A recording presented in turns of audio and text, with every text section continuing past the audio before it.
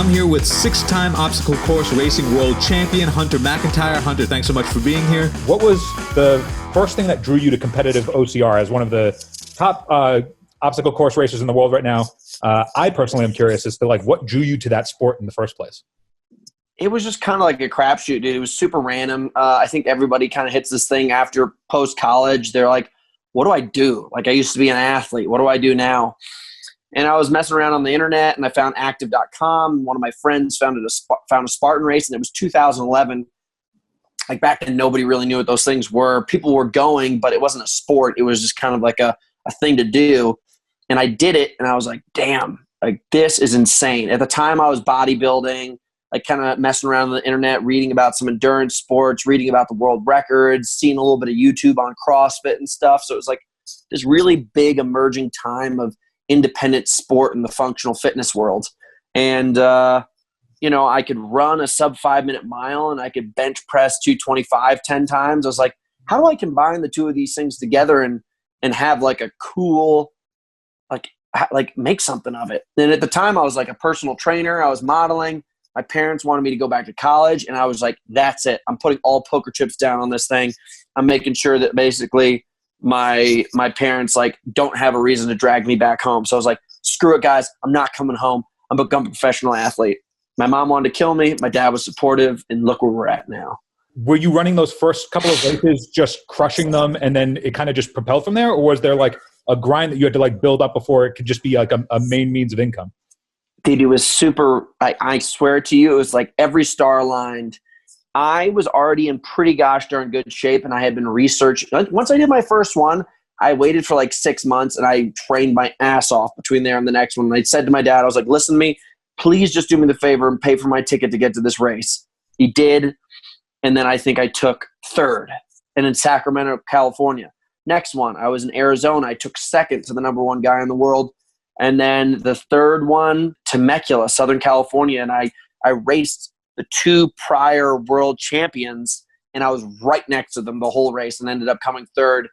And then within 3 months, because that was in January, and then I went to a Spartan race in Vegas, and Reebok was there and just made their partnership with Spartan Race. And they're like, we want to sponsor you. And I was like, so I just knew. I was like, everything's coming together, man. This is it.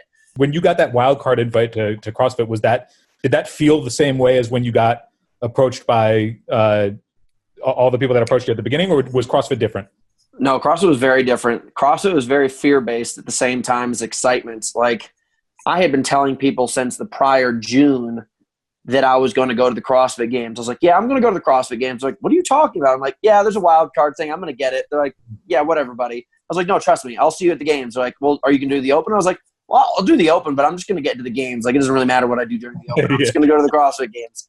I was calling anybody who'd pick up the phone. Was that the first time where you were hustling in training and then also hustling behind the desk, if you will, too, getting people to know that you were interested in getting this wild card spot?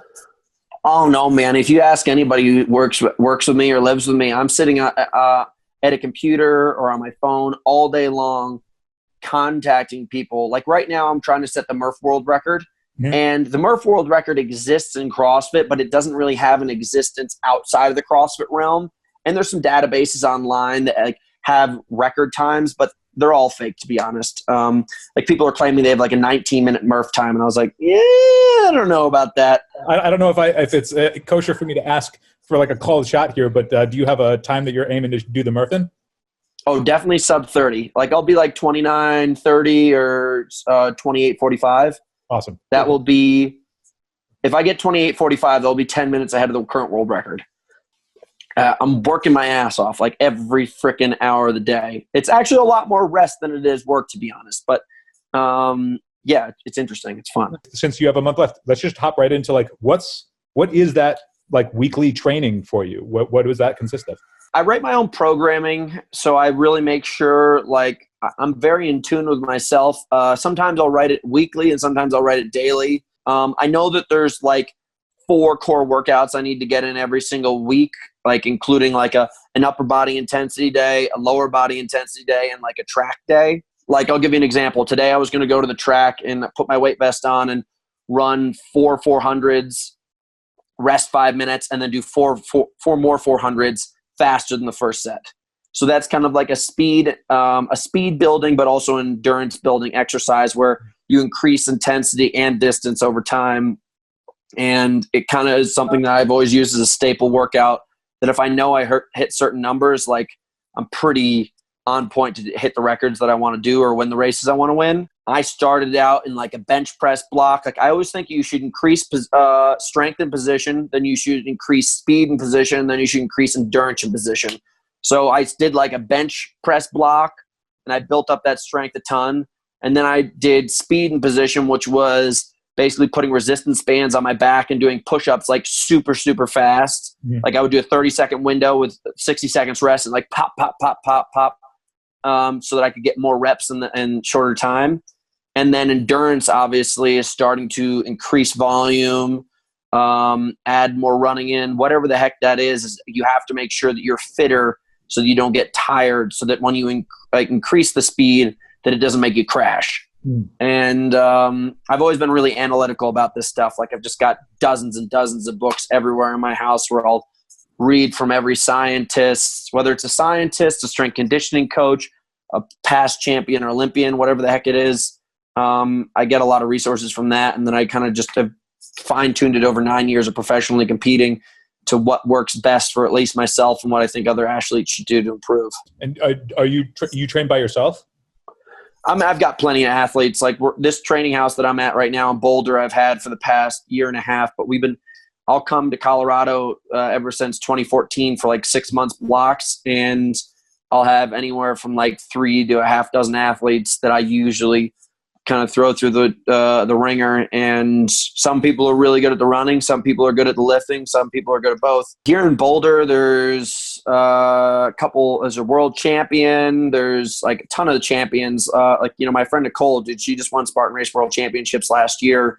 Mm-hmm. She's a superstar. My buddy Kempson, who's my roommate, he is like been top 10 at TMX championships 2 years running, and he's been just like an absolute stud at any of the short distance races, like stadium races in the Spartan scene. I'll say that I have to put the work in myself, but if I didn't have the support from my teammates, it'd be hard to get the numbers and the places I want to be. So it's always good to have that.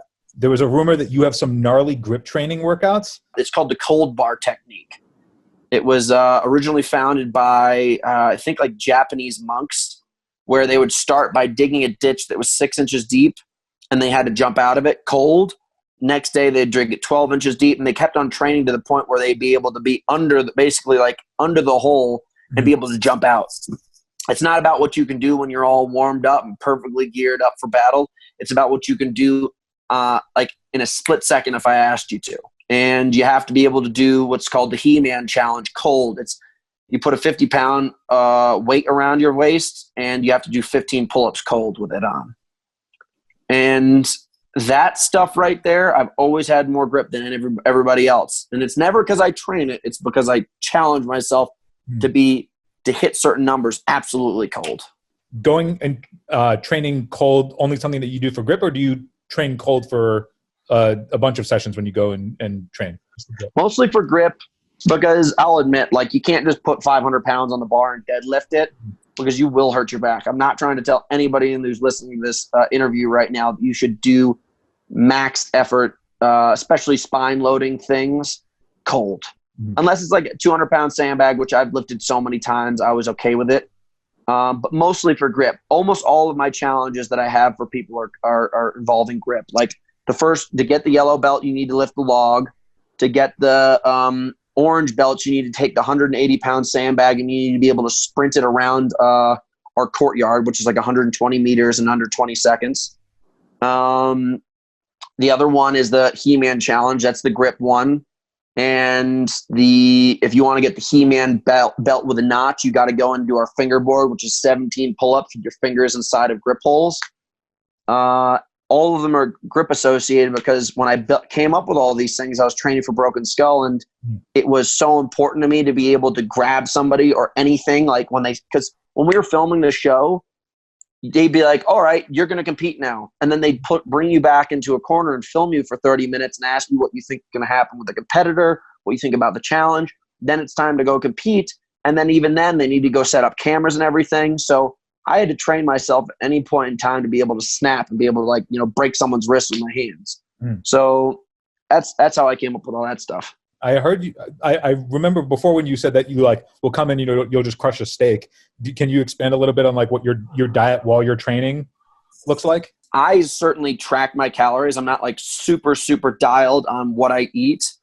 I've actually this whole last month been sugar free, which has been difficult because I love sugar. Like I'll have like 300 to 500 grams of sugar a day. Sure. And I stay lean, but here are my staples: steak, yogurt, maple syrup, honey, bread, sweet potatoes.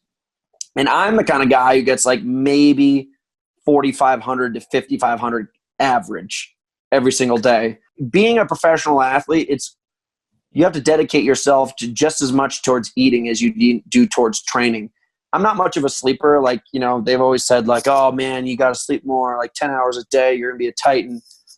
Ever since the day I was born, like I've been the kind of guy who could go to bed at midnight and wake up at 4, or I go to bed at 8 o'clock and I wake up at 4. And I've always just been that kind of person. So as for diet, meat, yogurt, and tons of sugar. Sugar's the shit. I love that stuff. Along with that sugar, I take it you have a sense of like also where your macros sit each week. Yeah, like it's like 400 to 600 grams of carbohydrates a day, at least, and protein maybe like 180 to 250, and then fats. If you just get fat in, regardless, if you eat like a ribeye, I think you're going to get like 90 grams of fat, something ridiculous. Is there any foods that you'll like actively look to avoid when you're like gearing up? Vegetables. Yeah. I don't touch vegetables. They don't make sense. I can't find one reason to add them in there. I learned from Dr. John Ivey. He's the founder of he's basically the scientist behind the nitric oxide molecule, which you'll find in like, pre-workouts and stuff like that. And I sat down with him. I was working with these high-end CrossFit coaches, the best in the CrossFit industry. And they were having me like take in like tons of fat. They wanted me to be more keto, and they wanted me to have more vegetables and stuff because everyone was on that bullshit keto kick and blah, blah, blah. It's like everybody do CrossFit and eat paleo and you'll be a superstar. And everybody was basically like malnourished and overtrained at the time. And I sat down with the guy and I was like, listen, my CrossFit coach is having me eat vegetables and all this other stuff. And he's like, dude, I've worked with the best athletes in the entire world. And he's like, they drink Coca-Cola and eat Twinkies and they crush. I was like, that's the way I feel. So that was in 2014, and I just knew that if he's saying that, and he's like one of the top sports performance coaches in the world, and I read his book on nutrient timing back in the day when I was trying to be a bodybuilder and stuff. Like, this dude was a freaking beast when it came to knowledge, performance, and not wasting your time. And I just, from that point on, I threw it out the window. I'm not right now trying to live the life of a healthy person. I'm trying to live the life of a champion. Going forward or post-pandemic, like, you have a game plan of like what's going to be your thing you're going to focus on first? I really want to set that world record for HYROX at like almost like an unreachable standard. And I want to go win the world title, and that's in October. So that's goal one. And after that, man, like, I would like to make another appearance at the games if I can do it and go to a sanctional. Like, I'm not a year-round CrossFitter. I just don't want to spend all my time in the gym.